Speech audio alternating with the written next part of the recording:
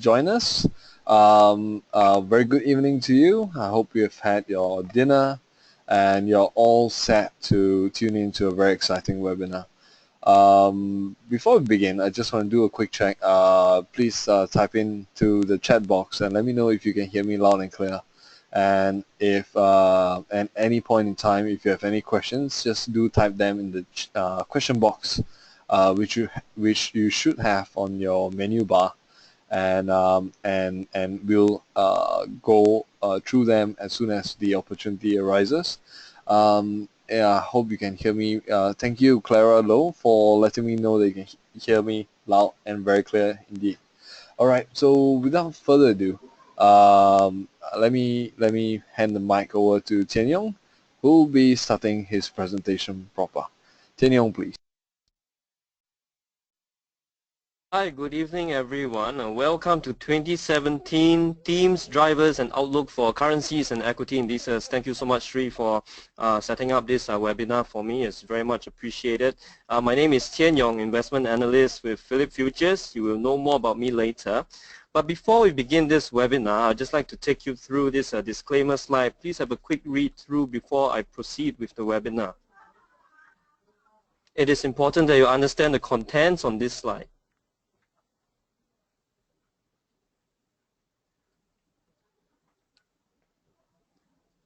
Alright, so here I am. My name is Tian Yong once again, investment analyst with Phillip Futures. This is a photo of myself. Do not mind the hair being lopsided to one side.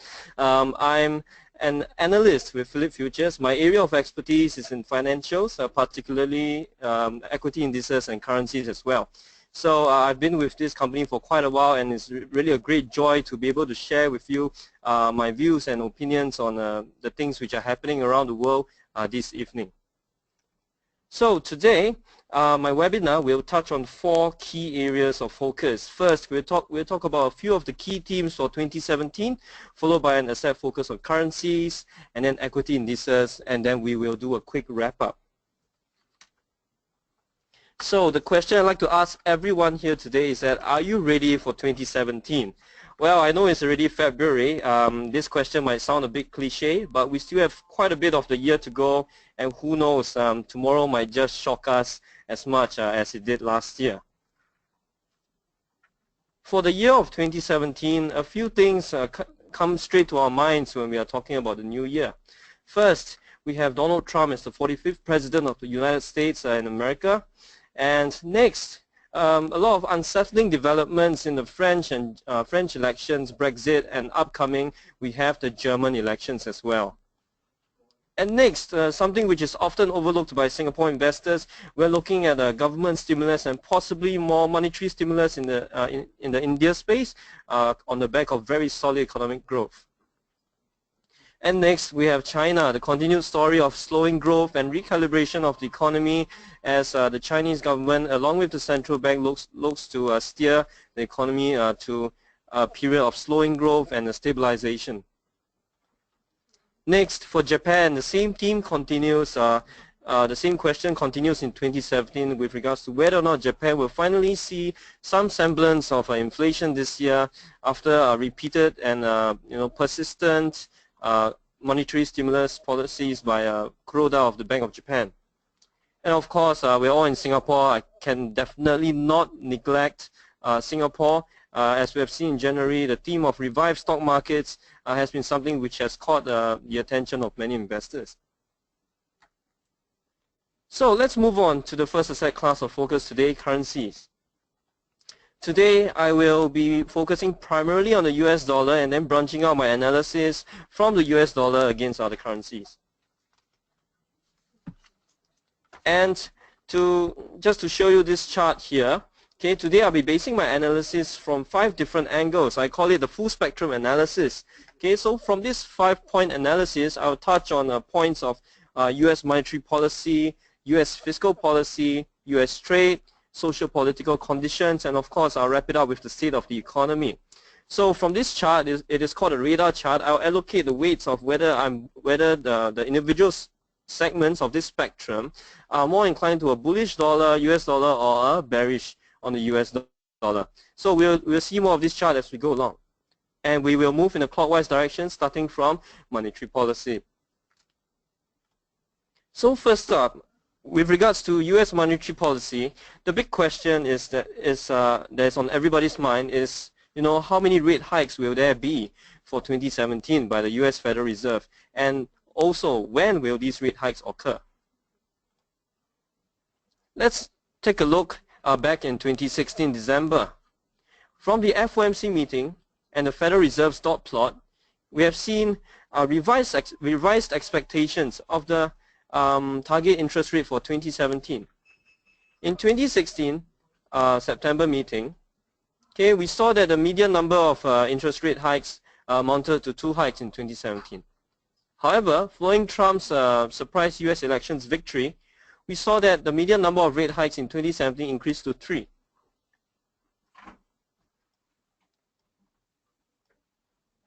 And also, according to the meeting minutes, okay, we saw quite a few comments which might catch the attention of investors.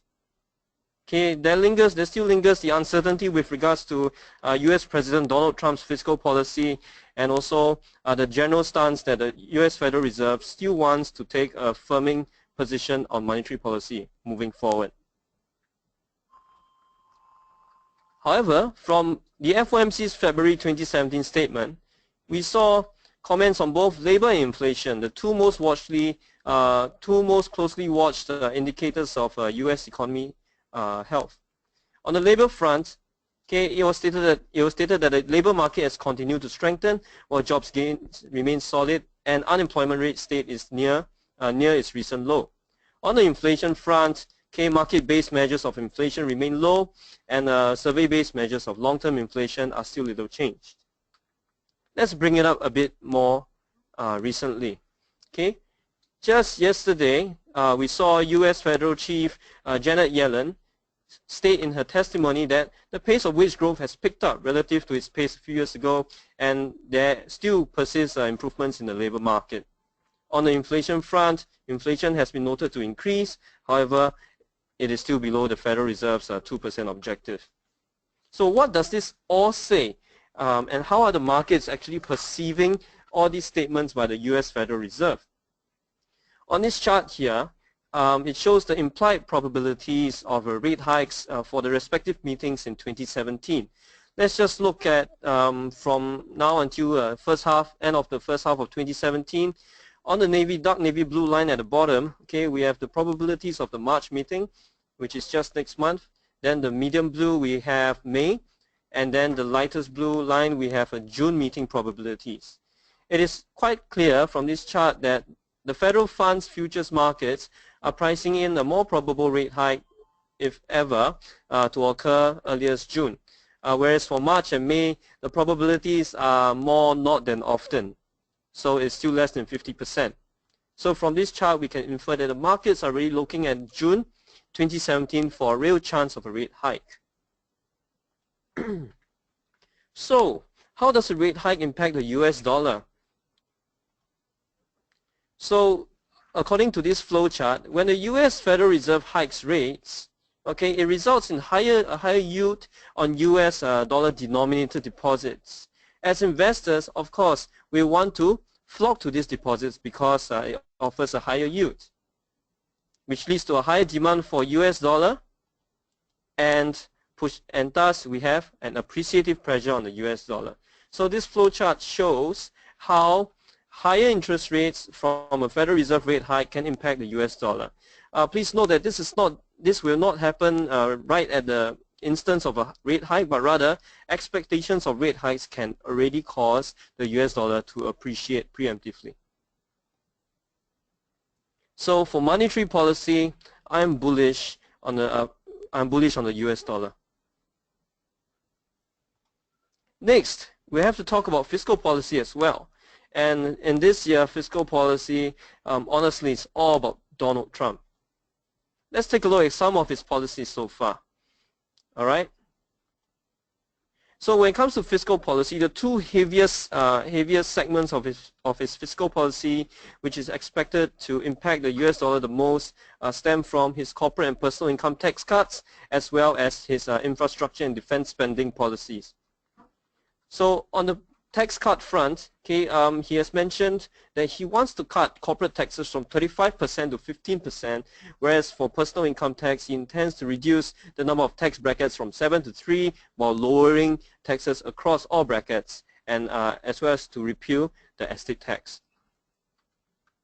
On the fiscal spending front, he has mentioned a few very big-scale infrastructure and defense spending projects like the Mexico border wall, Dakota and Keystone project, as well as a renewal and a replenishing of the transportation, clean water, electricity grids, and telecommunications across the United States. On the defense spending front, we have increase in military spending and increase in police funding.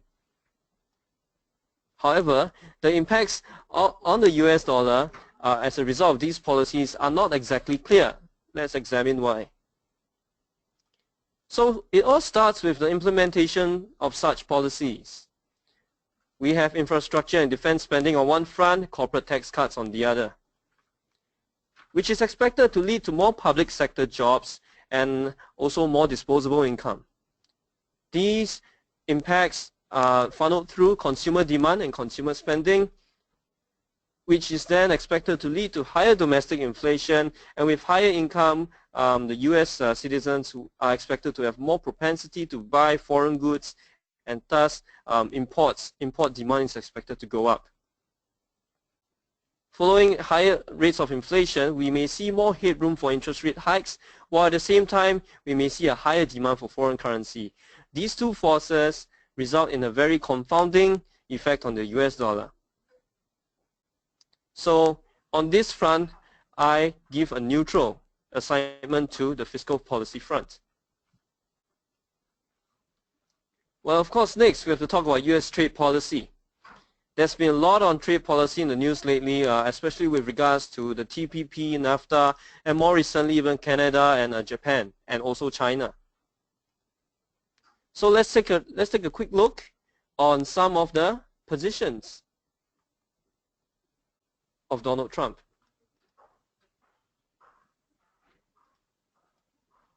So first, US President Trump has promised, has already started his moves by beginning to withdraw from the TPP. Next, he wants to renegotiate NAFTA. And third, there's been some talk on trade tariffs on China. Next, we have the Mexico border tax, and also a level playing field between US, China, and Japan. This is more recent, rising from his visits with Shinzo Abe. And of course, we have the UK-US trade deal when Theresa May visited Donald Trump at the White House. However, I want everyone to think about this question. Okay, do you notice any patterns on Donald Trump's trade positions? What do you think he's trying to do? Are these countries selected by random, or is there a rationale behind all of this? Think about it. And in the meantime, I'd like to take a few questions from the audience.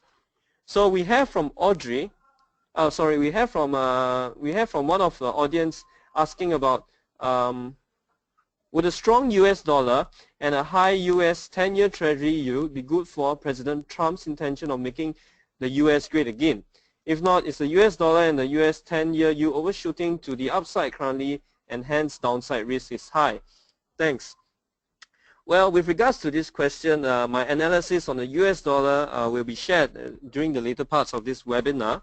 But with regards to the 10-year yield, I would say that in general, interest rates and the yield curve still has a lot of room for upside potential. Meaning to say, in my view, generally speaking, this is not the end, because all these movements are still largely based on expectations and not based on materialized moves. Okay, once the moves are actually materialized, we may see the impacts being fully priced in. So that is just one of my views for now from this angle, and you will be able to see the full angle as we move forward. All right, so back to this slide, okay, on Trump's trade positions. Okay, let's just look at all the different deals that Donald Trump has talked about, and all the different nations that he has tried to clamp down on trade. We're talking about the TPP, meaning to say predominantly ASEAN nations. NAFTA, we're talking about Mexico and Canada. We're talking about China, Mexico again, and then we have Japan and the UK. So let's establish that he wants to clamp down on trade for most of the countries mentioned here, except for the UK, where he extended his hand to want to cut a good deal with the UK. Let's examine why. So in this chart over here, we have the United States trade deficits with other countries, all right, in descending order. Over here, I've shown the top 20, followed by the United Kingdom and Singapore. So do a lot of these countries look familiar to you? We have China, Japan, Mexico, and a lot of ASEAN countries like Vietnam, Malaysia, Thailand, Indonesia, so on and so forth. So can you now see why Donald Trump wants to balance trade with these countries? But first, we have to ask ourselves a question: what exactly is a trade deficit? So simply put, a trade deficit is given by imports minus exports. So if imports are more than exports, we have a trade deficit. And GDP is measured by C plus I plus G plus E minus I. Okay, all these letters, let me just run you through quickly. C is given by consumption. C stands for consumption, I stands for investment, G stands for government spending, and of course E stands for exports, I stands for imports. However, if we flip the E and I around, okay, we can see that a higher trade deficit actually dampens a country's GDP. So for Donald Trump to try to narrow these trade deficits with economies with the largest deficits with the US, he is indirectly trying to improve the country's GDP. Let's also examine what are the impacts of such a move on the US dollar. So first, by one way or another, if US President Donald Trump manages to de-incentivize imports, okay, by making them more expensive through taxes or renegotiation of deals, okay, we can see the demand for imports fall while the demand for local goods increase. Next off, as a result of a fall in demand of imports, we will see a lower demand of foreign currencies, and as a result, we also might see a reduction of the trade deficit. However, the other side of the equation shows that with an increase in demand for local goods, we may see domestic consumption increase, and as a result, inflation will pick up. And lastly, a narrowing of the trade deficit will improve GDP. Inflation will give the Federal Reserve more room for rate hikes, and all these drivers will point to an appreciating US dollar in general. So from the trade front, I'll assign a bullish tag on this driver. Well, next we'll talk about socio-political conditions. This might be quite interesting, but I'll have to apologize. I might have to bring you out of the United States for a while. So let's go back to the basics of foreign exchange. All right, with regards to foreign exchange, it's not always just about one side of the equation. So far, we've been analyzing based off largely the side of the USD. However, when we are analyzing currency pairs, we have to look at the other side as well. In the socio-political space, there's still a lot of uncertainty that is going on outside of the US. First off, we have Brexit. So Theresa May still has to meet her end March 2017 deadline to trigger Article 50 to formally start Brexit proceedings. However, these Brexit negotiations are currently still stuck in limbo, as it is facing a challenge in the House of Lords, where her own party does not even have much influence. So we might see a situation where, you know, this parliamentary approval gets thrown back and forth between the House of Lords and the House of Commons, which may generate even more uncertainty. Is Brexit really going to happen? We might not know for sure. And even if Brexit actually happens, even if Article 50 gets triggered, we are looking at Theresa May versus a whole slew of EU leaders, which tend to be quite hardline on the kinds of benefits that the UK can enjoy outside of the EU. So uncertainty is expected to persist in the US dollar and pound space. In France, we're looking at elections coming up really soon, with the first round occurring in April and the second round occurring in May. So we have a Eurosceptic candidate who is gaining political traction and is standing a real chance to win this election. Okay, there's been a lot of talk about Frexit, meaning to say France might actually opt to exit the EU if Marine Le Pen manages to win the elections. So that's another risk factor from the EU space. And lastly, we have elections in Germany this year, later this year in August to October. Okay, we are looking at very similar kind of character rising up, very populist, nationalist and Eurosceptic party called the Alternative for Germany. Okay, while it is not expected for them to actually win, okay, we might see some shakeups on this front as this party gains prominence. So the big question is, with uncertainty dying down in the US following Donald Trump's election and big risk events looming abroad, where do you think the US dollar is headed relative to all these currencies? Okay, my view is that from the social politics front, the US dollar stands to gain, and therefore I'm bullish from this front as well. And lastly, we have to talk about the state of the economy. How is the US economy doing? Is the US economy recovery story totally dependent on Trump? In my view, I don't think so. Let's look at four main drivers, four main indicators of the US economy. First, I'd like to ask all of you this question. Do you think the US economy is in good shape?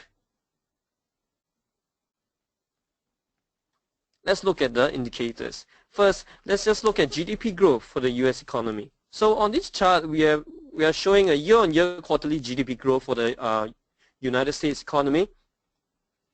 As you can see, since 2010, the US economy has shown consistent growth rates between 1 to 3%. When it comes to the labor market, there are a few indicators we can look at. So the first one we can look at is initial jobless claims. This basically shows the number of Americans filing for unemployment claims for the first time. So the higher this number, the weaker the labor market is, generally speaking. Since the big financial crisis, we have seen initial jobless claims numbers gradually trend down to even pre-crisis levels. And all this happened even without Donald Trump as the US president. Next, non-farm payrolls, showing the number of new jobs created which are not in the farming sector. Which is tweaked to reflect a more cyclical measure of jobs growth and jobs creation. We have seen non-farm payrolls consistently positive and hovering around the 200,000 mark since 2011 as well. So jobs creation is healthy as well. And lastly, we can look at the US unemployment rate, which has already crept down to near pre-crisis levels. So in my opinion, the US labor market seems really healthy and improving, and I think it's almost there. Next, we can look at inflation. US year-on-year CPI has been gradually trending up since the turn of last year. However, a more important measure of inflation would be that of core personal consumption expenditure prices. The reason why I'm saying this measure of inflation may be more important is because the US Federal Reserve looks at this measure of inflation when deciding as part of their decision-making process to hike interest rates. Their target is 2%, and the trend is up.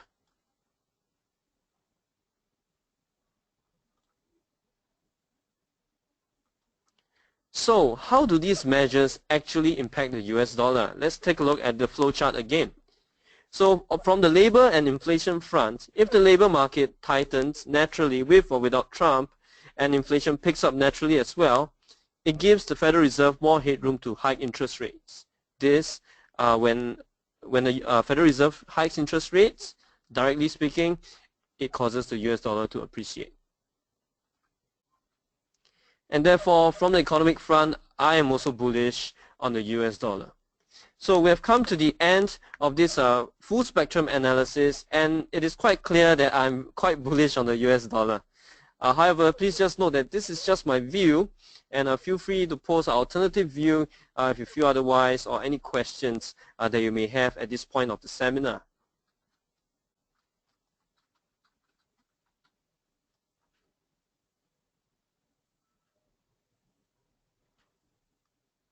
All right, let me just take a few questions. So there's this question from the socio-political front, would you not want to compare with yen and the yuan? So in my view, from the socio-political front, there isn't nothing of particular risk that I can see in Japan. Even similarly, I don't see any major risk factors arising within China. However, if we are talking about inter-nation relations, there has been quite some strain. There has been quite some strain between the U.S. and China recently, but based off a call with Xi of China, we have seen that Donald Trump, U.S. President Donald Trump, has actually toned down a lot on his rhetoric and his stance. So we have seen a lot of very worrying tweets and developments before meeting or speaking directly to these world leaders. But as time went on, we see that he took a much more cooperative stance with Canadian Prime Minister, even Shinzo Abe of Japan, and also with China. And I think the markets have been much less fearful lately because of what he has done. So on that front, I think that I don't think there will be any major risks on the horizon if things stay this way. All right, so if there are, all right, another question. Do you have a target for the USD? 120 by year end? 120 as compared to which other currency?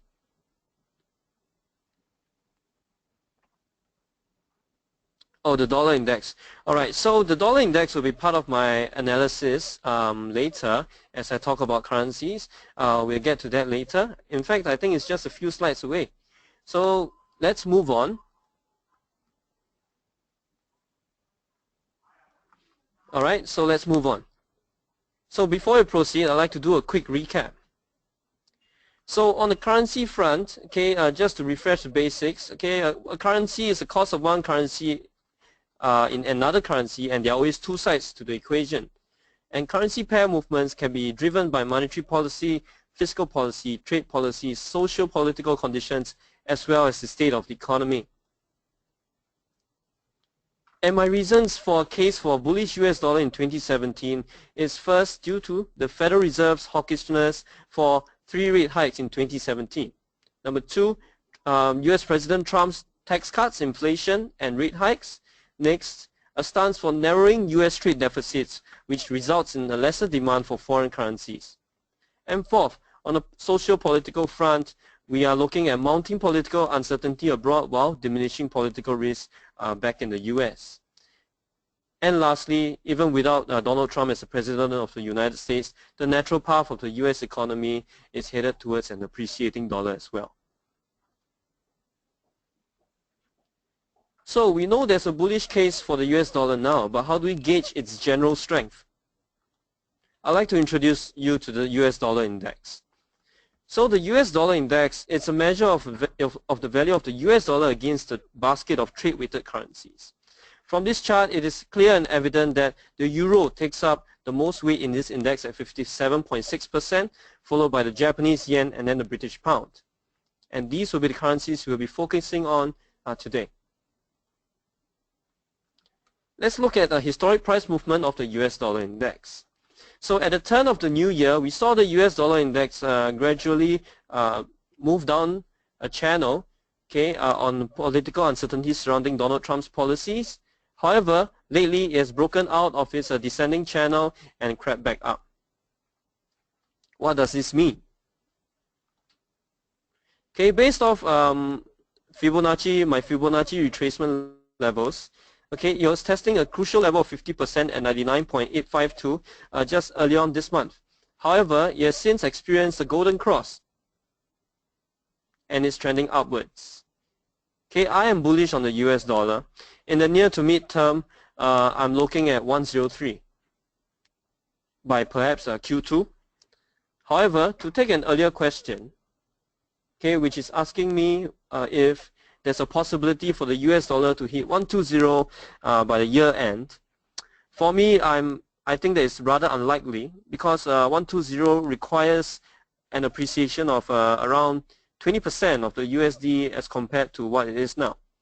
And furthermore, all these political risk factors in France and in Germany as well as in the UK, okay, if the worst case scenarios do not materialize, okay, I expect these risk factors to wear off over time after the event. However, worst case scenario, if Marine Le Pen actually gets elected and she decides to go for Frexit, and then we have a fallout from the EU, then 120 might be possible. But regardless, in all fairness, I think that 120 might be an unlikely target for this year, to say the least. Eventually, it might end up at 120 if the Federal Reserve continues its tightening cycle, but not for 2017.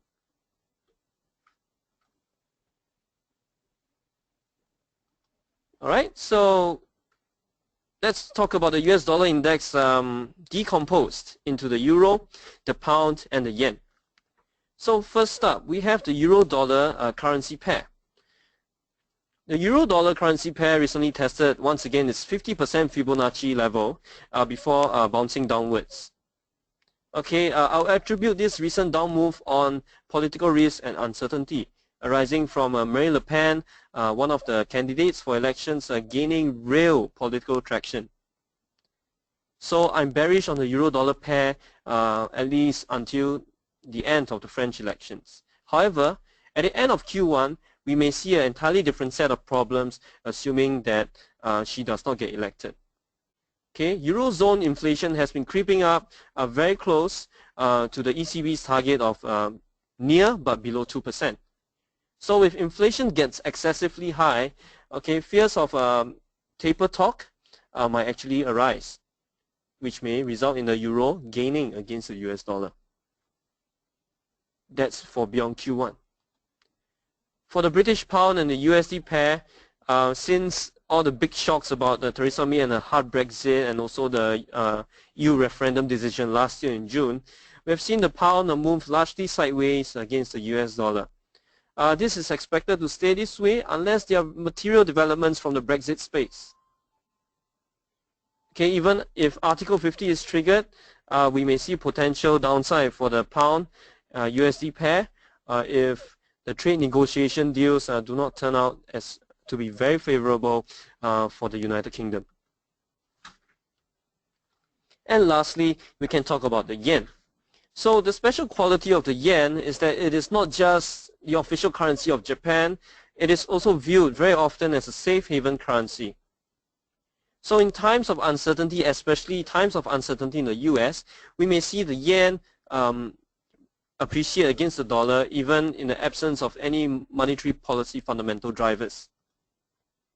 However, in my view, I feel that the political uncertainty in the US space and policy uncertainty in the US space has diminished over time, and things are slowly progressing to normalization, which is why we saw an increase in the yen recently. And just yesterday, Janet Yellen's hawkish remarks on how the Federal Reserve has to hike rates has to hike rates earlier in order to prevent having to hike rates multiple times in succession, also caused the dollar-yen pair to go upwards as well. So my view is that upside towards the previous high of 118.66 is still very viable in Q1 2017, if not early Q2 2017. And that's about it for currencies. Are there any questions before I move on to the equity index segment of this webinar?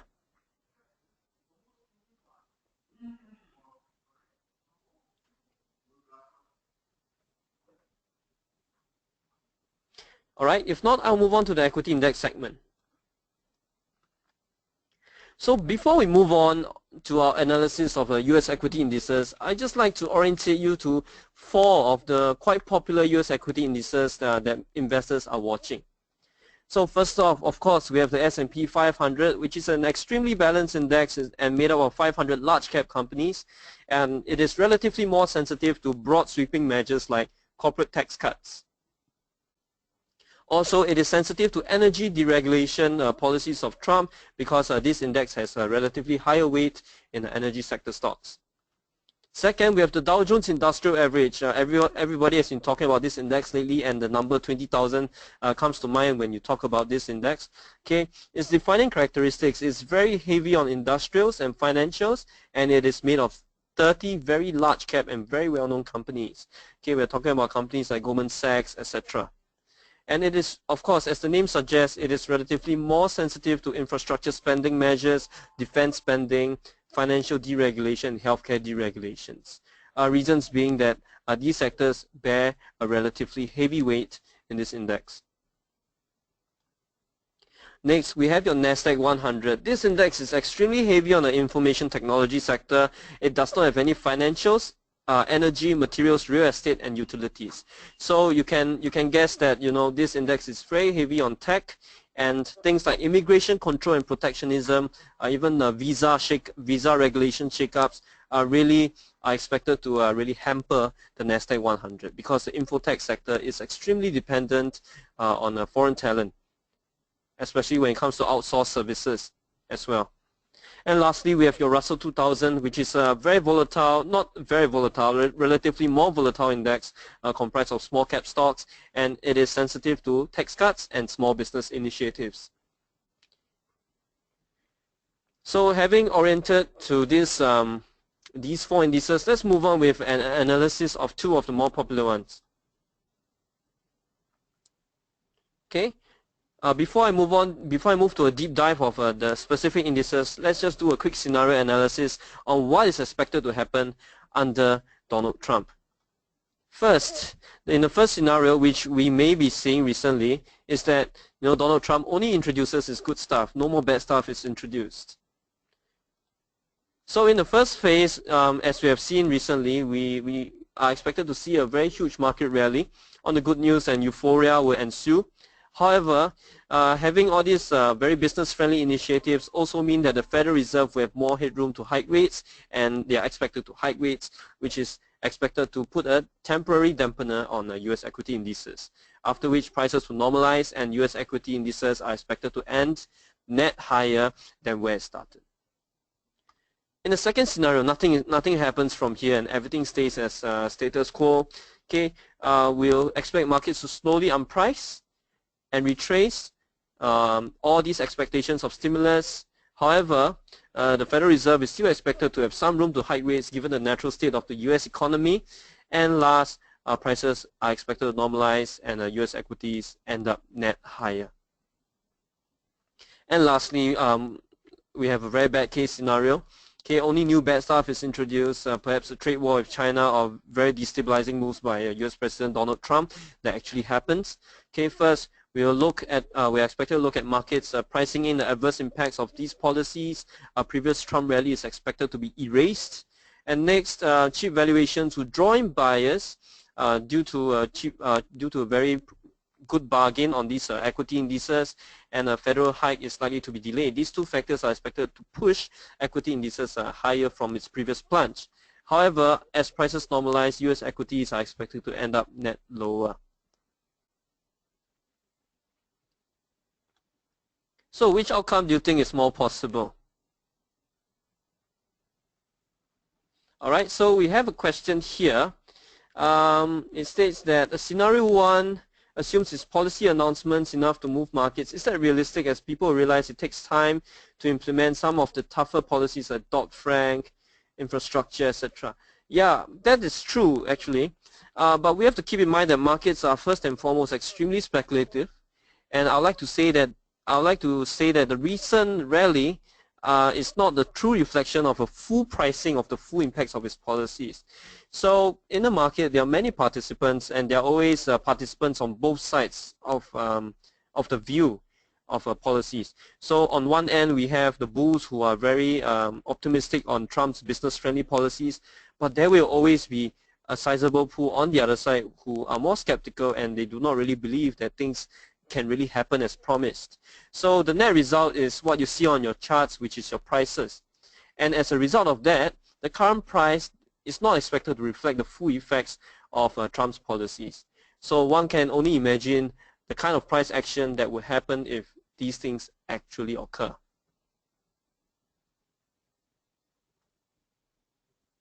Yeah, so yes, you have also shared that you vote for scenario 1, and it is what we're observing right now. But you know, in a world like that, nobody can rule out anything. Scenario 3, scenario 2, or even scenario 3 might happen tomorrow. It's very uncertain, these markets, but you know, our analysis is based off what we can best guess at this point in time. So when it comes to investing, when it comes to futures trading, or even investing in equity indices, we often want to look at price levels to form our support and resistance levels. Today I'm just going to share with you a different approach when it comes to plotting our support and resistance levels. And I'd like to ask this question: what if I tell you that other investors are already doing all this for you? All right, you may be asking, where, how do I get this? All right, let's look to the options market. So the S&P 500 equity index has the luxury of quite a bustling options market, and with options, we can actually look at their exercise prices and open interest to figure out, you know, where are the price levels which a lot of option traders are congulating around. Okay, so before we move on, let's look at the chart of the S&P. Okay, the gradient line, the gradient shaded line is the S&P 500 equity index, and the one with the blue line in the middle is something called the put-call ratio. So very briefly speaking, a put option is a right, but not the obligation to sell a certain asset at a fixed price. A call option is a right, but not the obligation to buy a certain asset at a fixed price. So basically speaking, if you buy a put option, you're making a bearish bet on the underlying asset. If you buy a call option, you're making a bullish bet on the underlying asset. So for the put-call ratio to be computed, you take number of puts divided by number of calls. Intuitively, a higher put-call ratio shows that the bears are currently gaining strength relative to the bulls. And as you can see on the chart, okay, the more recent trend is that the put-call ratio has been increasing. The first thing that comes to my mind when I see something like that is that, you know, are the markets getting more bearish? Okay, but the second thing that comes to my mind is that, you know, if we compare this put-call ratio to its historical levels, it is still not very high. So we can see this recent increase as a normalization of the put-call ratio. So this ratio does not really give us a clear indication whether or not the bulls or bears are winning, but it's still very relevant. Next, we can look at the open interest of the options in the market. So let's start with the call options, meaning to say the bullish bets. When it comes to call option open interest, okay, on this chart, a few price levels stand out. First, we have 2250 with very high number of open interest. We have 2265, 2275, 2300, and 2350. In the put options market, we see a repeat of the price levels mentioned earlier. The pattern is similar. So the next question to ask is that, can we use these levels as a quick way to plot our support and resistance? Well, of course, we have to try and see whether it makes sense to begin with. So after plotting the levels, you can see that these levels actually kind of make sense, especially if you're looking at the very narrow price range between 2265 and 2275, which is basically what the prices have been hovering around in mid-January. And the 2300 level is quite a good level of resistance as well. However, all this is history. The S&P 500 has already broken past 2300. We want to know the next price level to look at. And from the call options market, they're telling us that maybe the next level to look at is 2350.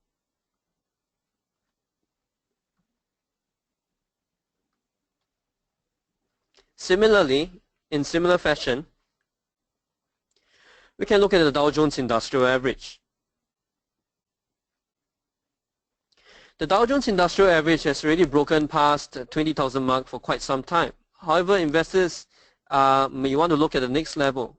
Looking at the Dow, it's been rallying on a very clean upward line. Okay, maybe the next level we can look at is 20,750. However, at present, in my opinion, I feel that the Dow Jones Industrial Average is extremely overbought. So we might see some minor retracement activity before the index continues its fundamental trend.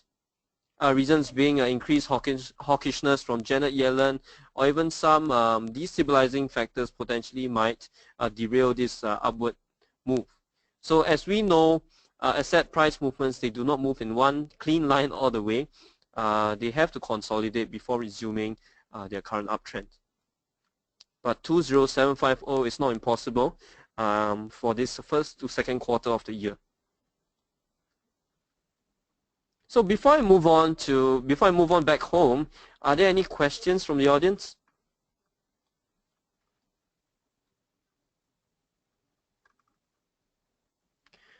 All right, I think. Oh, there's one comment about scenario 4. Trump steps down from presidency. Well, that's not impossible. That's not impossible. I haven't analyzed that portion yet, but if it happens, probably there'll be a webinar on that. It'll be very interesting. Makes my job extremely interesting. Every day, new things happen. PowerPoint slides get made redundant in a split second. Yeah, it's just another day in the life of the investment analyst. All right, so let's move on back to Singapore. All right, so let's talk about Singapore as well, just to give a quick brief overview on what I think about Singapore equity indices and of course the Singapore dollar. So of course, when it comes to Singapore stocks, I'm sure everybody is very well familiarized with the Straits Times Index. We see it every day. When we read the news, we read the Straits Times, and this index is another one of these very popular things in Singapore. So the Straits Times Index has seen a very strong bullish trend since the start of the year. However, just recently we saw a very big derailing of this uptrend as you know, it's earnings season, and this week is an extremely big week for the Straits Times Index because why? 3 of the big banks, which make up around probably a third of the index, are expected to release their earnings. Well, against a backdrop of potentially rising interest rates, we might first and foremost think that, wow, this might be good for banks because higher interest rates means more revenues for the banks. But this is not necessarily true for Singapore banks because in the Singapore environment, okay, against a backdrop of rising interest rates and oil and gas sector facing very weak prospects due to diminished demand for their core business, okay, rising interest rates might actually hurt the banks more than help them as their debtors start to face problems meeting their loan repayments. So this was what happened with OCBC's earnings release, and this is a worry for the sector as a whole, as the other banks are slated to release their earnings this week. However, with this aside, and if things turn out well eventually, there's still much upside for the Straits Times Index because it remains one of the more cheaply valued indices as compared to other indices we are seeing across the globe, like your S&P 500 and Dow Jones. So its cheap valuation might draw some bargain hunters in, but for this week we may have to watch out for the earnings season and even the next week as well. So for the Straits Times Index, okay, the recent rally has been very well supported by the 50 period moving average and 100 period moving average. So there's still potential upside for 3,220 by NQ1, but watch for potential earnings upsets from the banking sector in the near term. And similarly, this looks like an exact same chart as the Straits Times Index. Okay, it looks almost the same, but it's not. All right, so this is a different index. Okay, this is the MSCI Singapore Free, which I often call the sister index of the Straits Times Index.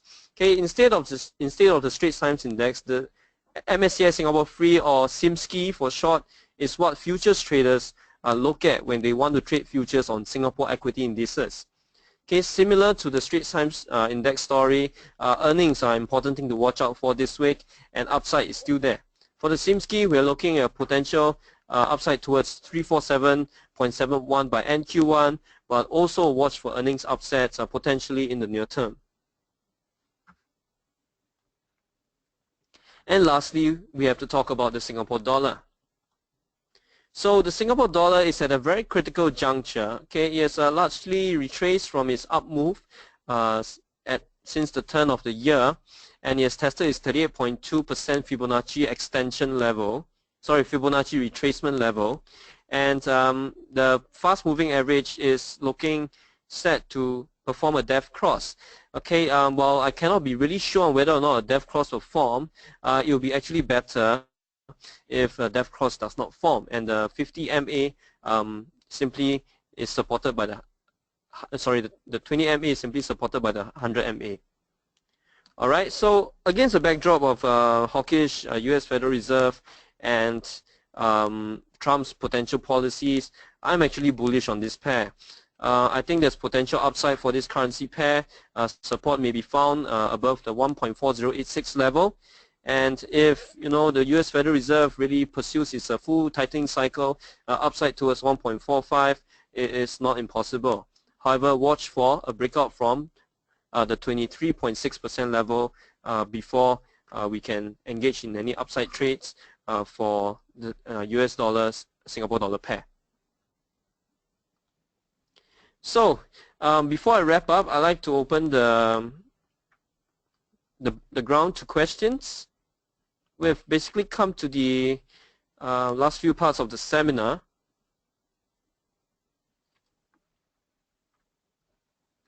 Okay, I have a very good question here on the Singapore dollar. The question is, what will be the drivers of the Singapore dollar? So I will assume that we're talking about the Singapore dollar against the US dollar. It is one of the more common currency pairs when we are talking about the SGD. So drivers of the SGD, we have to look at a few different things. The Singapore dollar is not like most other currencies where it is free floating. It is actually in fact managed within a band of basket of currencies as determined by the MAS. So definitely one key thing to look at is central bank policy. So the MAS has maintained its stance of a neutral appreciation against its basket of currencies of late. However, given recent developments in the domestic economy, where we are seeing quite sluggish growth, not fantastic, and if things go south for the Singapore economy, we might even see the MAS relax its monetary policy in April.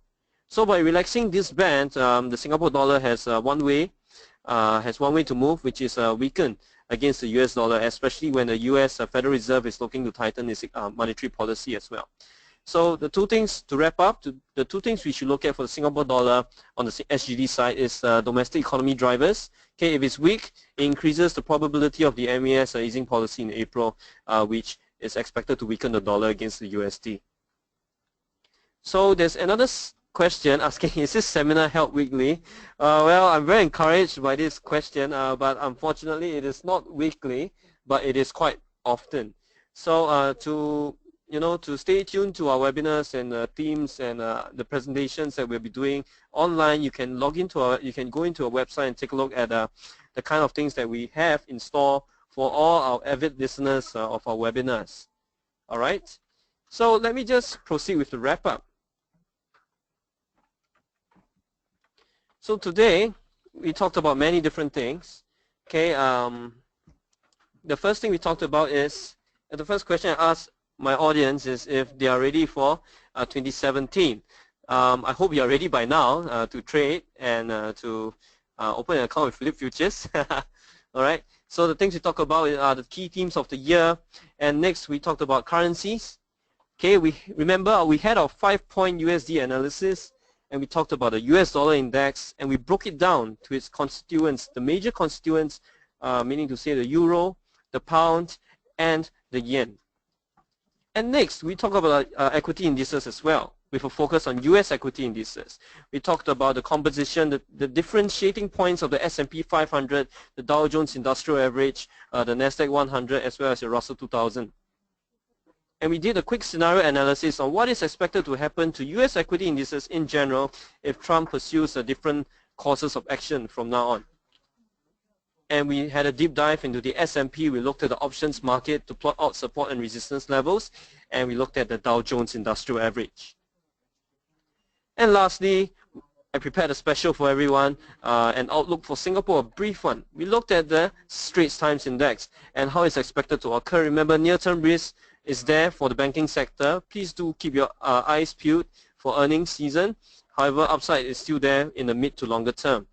And besides the Straits Times Index, we looked at the SIMSCI, meaning to say the MSCI Singapore Free, the index which futures traders look at when it comes to trading Singapore equity indices.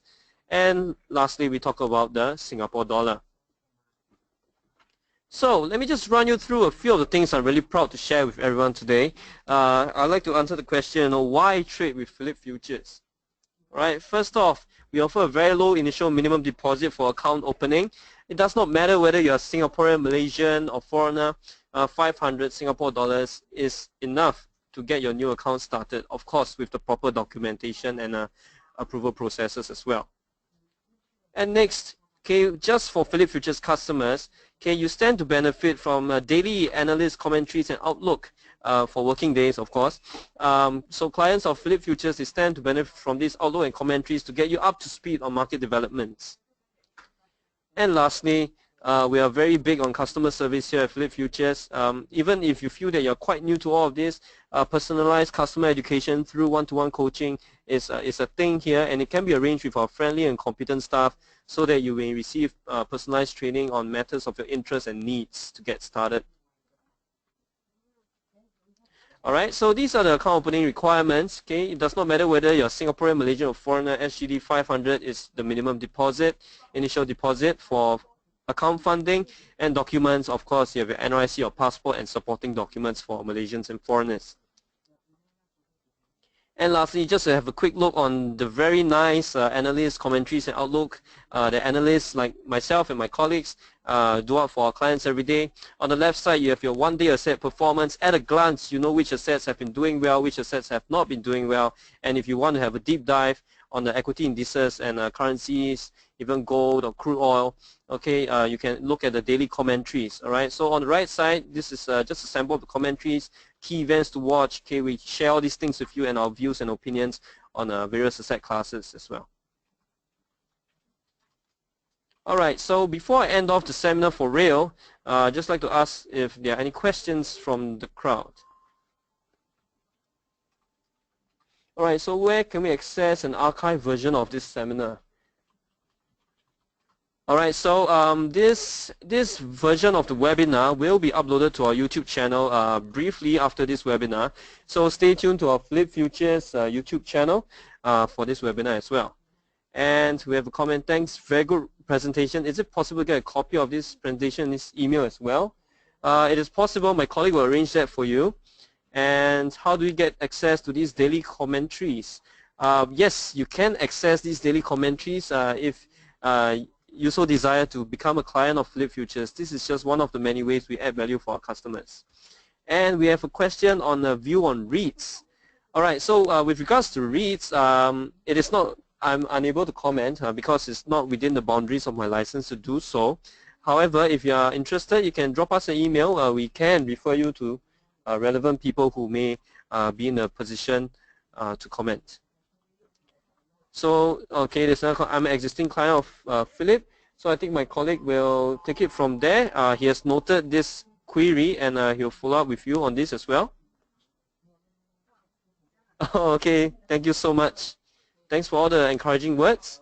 So, please do feel free to post your questions before I wrap up this webinar. And I'd like to say a very big thank you for everyone.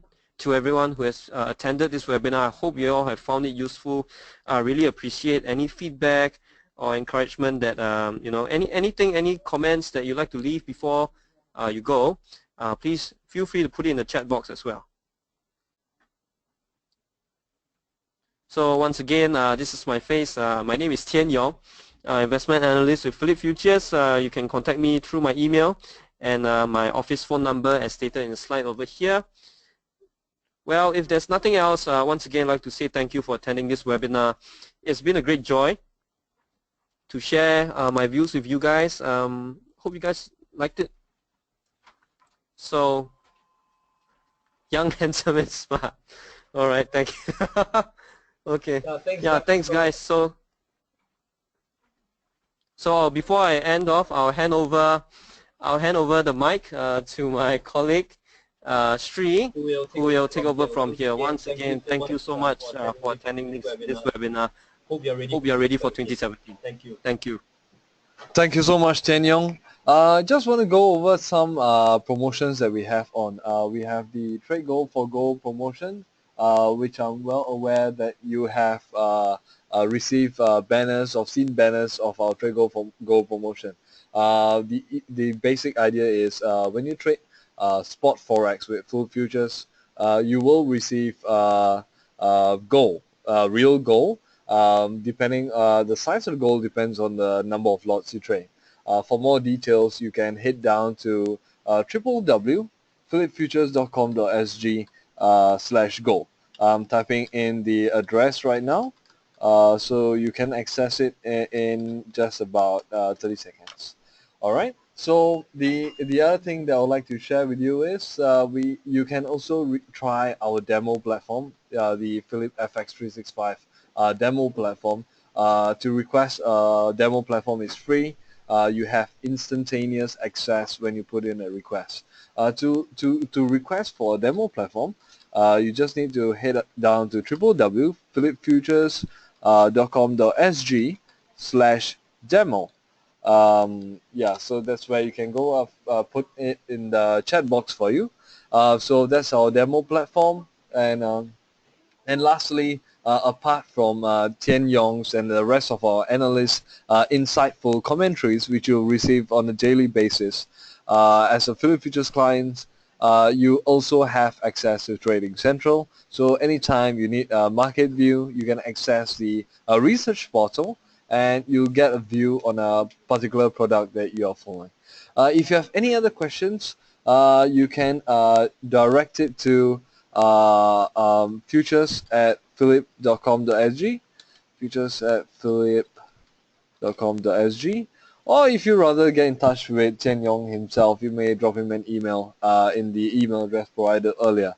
Rest assured, I'll be putting up a copy of this video on our YouTube channel. On our YouTube channel, and you can revise what you have learned today by watching the video. Yes, sure. I'll be sure to let Tian Yong know that we want more gold commentaries. So we'll put in that request and see when we can fit in the next gold seminar. If you have any other questions, please do write in to us. Get in touch. In the meantime, let's put out the video so you can do a revision, and look out for our email sharing the link to the video. All right, that's all for today. I'm so sorry we may have exceeded the official 1 hour mark, but have a good night, and it was nice having you here today.